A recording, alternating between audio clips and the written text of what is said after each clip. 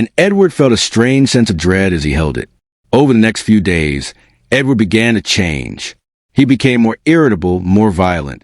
He would often find himself in fits of rage, smashing things and screaming at the top of his lungs. The villagers noticed a change in him and began to avoid him even more than before. Edward tried to fight the darkness that was consuming him, but it was like trying to hold back a tidal wave.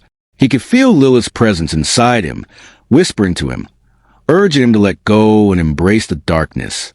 One night, as Edward lay in bed, he heard a voice in his mind. "Come to me," it said. "Join me in the forest." Edward knew he shouldn't go, but he couldn't resist the pull of the voice.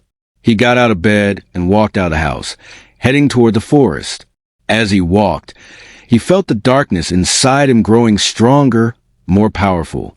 He could hear the whispers of Lilith in his mind, guiding him toward a clearing deep in the forest. When Edward reached the clearing, he saw a figure standing there, waiting for him. It was Lilith. Her eyes glowed with an unnatural light.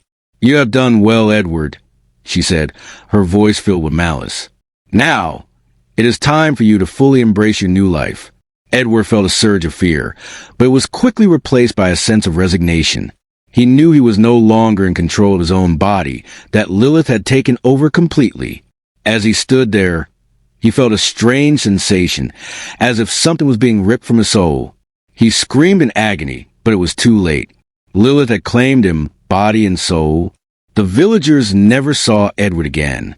They would often hear strange noises coming from the forest at night, the sound of something moving through the trees. Some say they saw a shadowy figure lurking in the darkness, its eyes glowing with an unnatural light. They called it the Possessed One, a warning to anyone who dared to venture into the forest after dark. And so, Edward's story became a legend in the village, a tale of how one man's curiosity led to his downfall.